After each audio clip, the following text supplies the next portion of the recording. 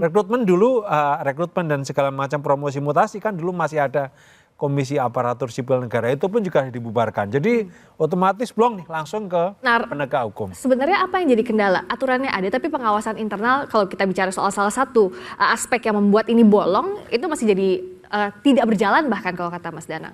Saya sepakat, jadi satu-satu harus kita bedah. Bagaimana mekanisme penguatan inspektorat di daerah. Ya, seperti misalnya ada kantor kependudukan dan catatan sipil.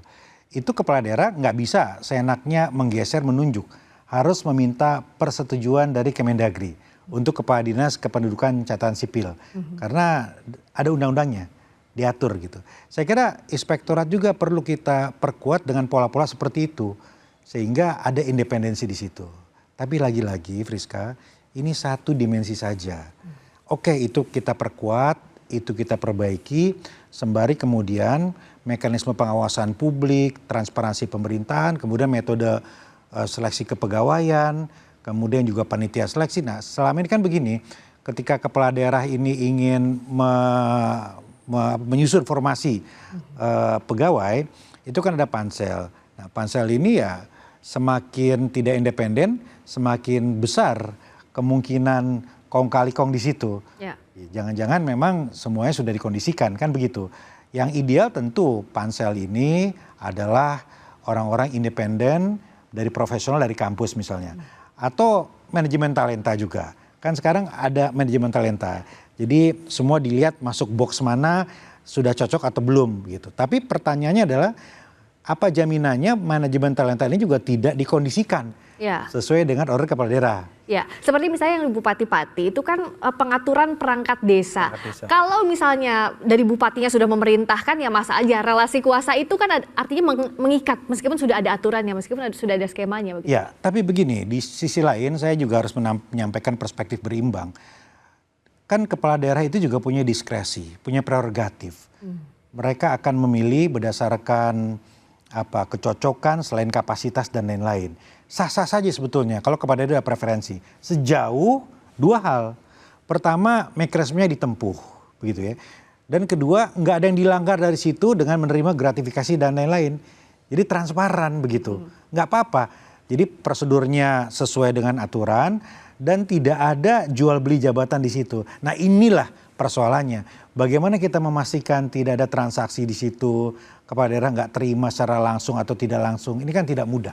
Untuk membongkar yang ada di belakang meja itu di mana? Di bawah tangan itu seperti apa, Mas? Nah, ini yang menurut saya satu lagi yang belum ada nih dari pengawasan. Ini kalau sekali lagi di swasta ini sebenarnya mengadopsi sektor publik, tapi belakangan ini justru lebih agak maju mereka. Ada pelindungan pelapor, whistleblowing management system kan. Jadi saya nggak tahu, mestinya ada lapor, tapi saya pernah coba nggak efektif, jauh dari efektif itulah. Mestinya harus ada whistleblowing management system di mana orang yang diminta bayar itu bisa lapor. Gitu. Karena nggak disediakan, misalnya kalau kalau yang minta bupati kan nggak mungkin lapornya ke bupati kan, harus ada saluran ke yang di atas ya, mungkin gubernur atau siapa. Kalau gubernur mungkin ke Kemendagri. Nah ini nggak ada. Nah yang ada whistleblowing management ini, perlindungan pelapor itu namanya KPK. Langsung ke penegakan hukum. Nah proses internalnya itu nggak berjalan gitu. Nah kalau di organisasi yang efektif itu kan mestinya kalau orang komplain itu mesti ada yang follow up. Kalau di swasta ini kalau komplainnya ke manajer dia langsung ke direksi. Kalau komplainnya ke direksi dia langsung ke pemegang saham atau komisaris. Nah ini yang absen ini, kemana orang lapor? Satu-satunya perlindungan pelapor yang efektif itu ya nomor telepon KPK. Sarana yang disediakan KPK, kanal KPK, yang lain nggak jalan, jadi orang nggak tahu lapornya kemana gitu. Karena saya dulu pernah ngalamin ya, waktu saya lama di ICW, Indonesia Corruption Watch, kami banyak investigasi gitu ya. Sering mereka lapor kalau nggak ke ICW, ke Tempo gitu, sering cek kan ke wartawan-wartawan investigasi yang lain gitu. Jadi orang itu banyak lapor sebetulnya, banyak resah gitu ya.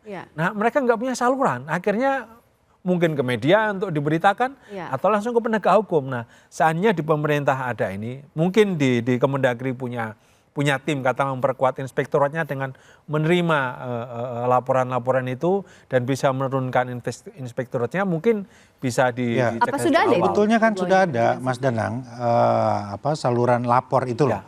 Itu sudah ada.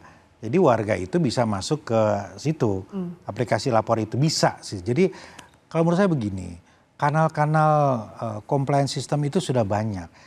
Bahkan juga di situ bisa masuk yang sifatnya politis. Lapor atau tapi permainan. pasti ditindaklanjuti atau tidak? Ya, nah lagi-lagi di situ kembali lagi kepada integritas aparat hukum. Ini isu yang lain lagi. Sejauh mana laporan itu ditindaklanjuti, sejauh mana laporan itu bukan sifatnya politis. Ini isu lain lagi ya. Tapi kan begini, kita lihat kan semakin kesini kan sebetulnya banyak laporan ditindaklanjuti. Ya, banyak kemudian belum lagi dumas-dumas itu loh, ya aduan masyarakat kan banyak. Tapi pertanyaannya adalah kok nggak jerak-jerak? Nah artinya jangan-jangan memang kita pun harus melengkapi ini dengan menguatkan efek jera melalui undang-undang perampasan aset dan sebagainya. Ini yang saya sampaikan tadi, nggak bisa sepotong-sepotong gitu. Di hulu mulai dari rekrutmen, pemilihan, pengaturan dana kampanye. Di sini melalui penegakan pengawasan, inspektorat yang lebih mandiri. Dan di sininya lagi ada mekanisme pelaporan, dan di sini lagi ada integritas aparatur penegak hukum. Bicara soal integritas, integritas kepala daerah, apa yang jadi tolak ukur? Karena misalnya kasus wali kota Madiun saja, itu baru dapat penghargaan nilai integritas yang baik, tapi cuma jeda 40 hari kena OTT KPK. Nah, bagaimana untuk mengukur integritas ini dan bagaimana untuk mengawasinya?